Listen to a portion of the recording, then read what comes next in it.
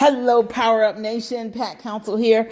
And as always, I have to make sure I talk to you about building that powerful, successful, profitable business. And with that being said, today we're going to talk about the power of email marketing. So why are we talking about email marketing when I'm giving you 51 days of strategies for goal setting and goal achievement?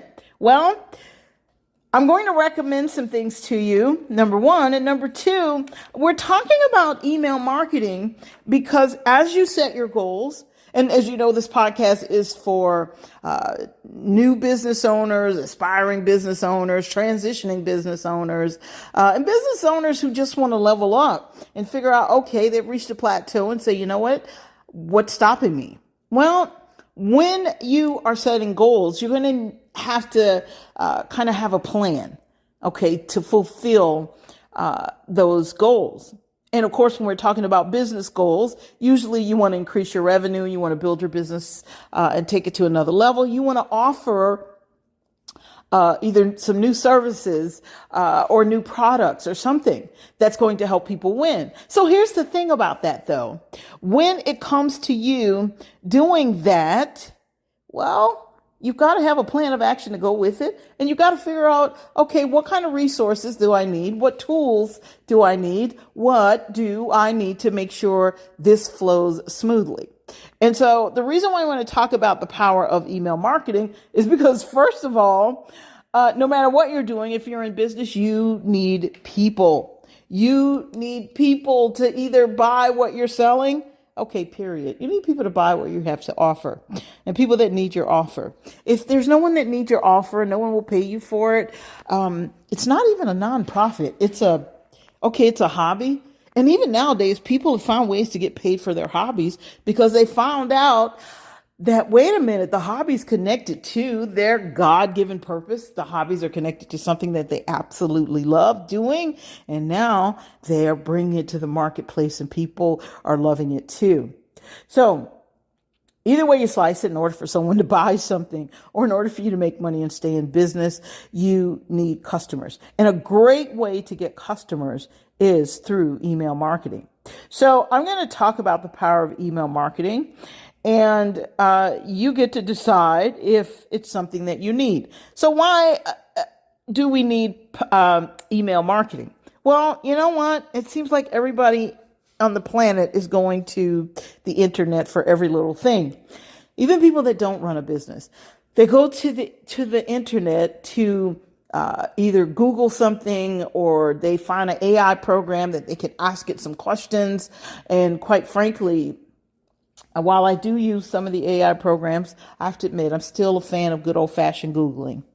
And the thing about that is they're going to be searching what you have to offer. Well, one of the best ways for you to know who's really searching is for you to position yourself to get their email address so you can figure out how you can help them. Now, I want to say this. I'll give you my caveat right up front. You know, some people have come to realize that usually your income or the size of your income is a reflection of the size of your email list. So what they think is it's great to do the spam thing. Oh, wow, this person didn't give me their email address, so I'm just going to spam them. Okay, I've gotten their email address from somewhere, somehow, and I'm just going to send it out there. That's not the best way to do it. Just because you have a huge email list does not mean that you're going to make lots of money. Now you said, but wait a minute, you just said the size of my income is a reflection of the size of my email list. Well, here's the qualifier to that is that the size of your email list should be based on people who've actually opted in. You know, they've opted in. They actually want to be on your email list. They have bought into something that you're offering, like a lead magnet of value. And they've decided, yes, I want to stay connected to you. I want to learn more about what you have to offer. Okay. So in other words, you've got to still do the work to build that email list. That's a quality email list. Okay. So with that being said, let's press on. As I said, the size of your income is a reflection of the size of your list. And since we are living in this digital age, it is important that you tap into email marketing. And you know what? Every time I guess they find a way to get your emails, then it goes even higher. Now we have what's called mobile marketing, which means SMS texting. And I don't know of anybody who, unless you just opted out of everything or you just said, you know what, I'm not biting. But most people, you will get some kind of text message offering you something. Okay, because you have decided, yes, I want to hear from you.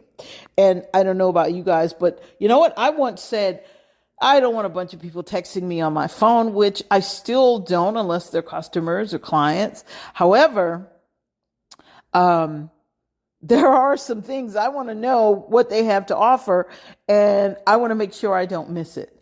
And because of my busy lifestyle, well, an SMS text does answer that problem. So when it comes to email marketing is very powerful. If done right, it's a great direct marketing tool because it connects you directly to the people who actually want to hear from you. And of course, as I said in the beginning, the best way to build that email list, a genuine, profitable email list, is to offer a lead magnet of value. And so a lead magnet of value can be something like an ebook or an infographic, or it can be a video of yours. It can be something that you've put together that's going to initially provide value. And they're not, most of the time they're free. Okay. Because you're saying, listen, if you're interested in what I have to offer, this is what my business is all about. If you're interested in what I have to offer, then I want to offer you something first. I want to offer you something of value. You don't just give a lead magnet. And I've seen people who do that. They give lead magnets that actually have nothing to do with their business. And so they end up getting email addresses, but the email addresses are from people that only wanted that lead magnet because, yeah, it's a juicy lead magnet, or it's an email, a valuable lead magnet. And then what happens is they try and sell them something or offer them something that they think they're going to need. And they find these people don't need this thing. Why? Because you've offered a lead magnet that's nothing to do with your kind of business or your services of any kind. So when you offer a lead magnet, in order for it to be a value, I always, in my book, The Power, Using What You Have to Succeed, in that book, one of the things, I call it the double reward. I call it duo reward. And a double reward is where I'm going to give you something of value and you're going to give me something back of value. The thing that you're going to give me back in this case would be your email list or your email. And I've already given you something of value, but the something of value will have to do with my business. For example, sometimes people want to have these giveaways so they can collect emails. And let's say they're in a clothing business. And you can order their clothes online. And so what they want is your email so they can send you these amazing offers. Well, and because you want to collect all these email addresses, you offer something like, I don't know, a free giveaway. And the thing that you're giving away would be an iPhone. Well, that doesn't match. And while they might go for your iPhone, okay, because they're getting a free phone, okay, or something, of really great value, absolutely free. Well, when it's time for you to actually send them, hey, I have this dress, or if you're offering men's clothing, I have these pants, these types of shirts, and you're sending them that and you're wondering why they're not ordering. Because the lead magnet was not connected to what you ultimately had to offer. So the key is to really make sure you build an authentic email list.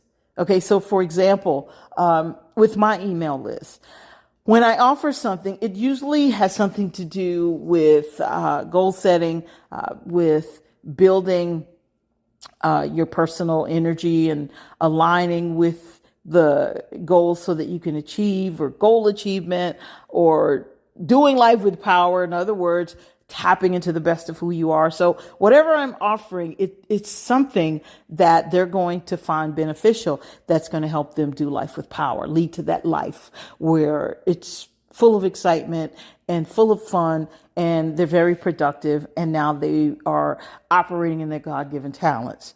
So it's something that's connected to what I share with people as a business coach and as a life coach. So think about that when it comes to offering something. So your email, when it comes to email marketing, I want to say this too. It's really important that you choose the right email marketing company for your business.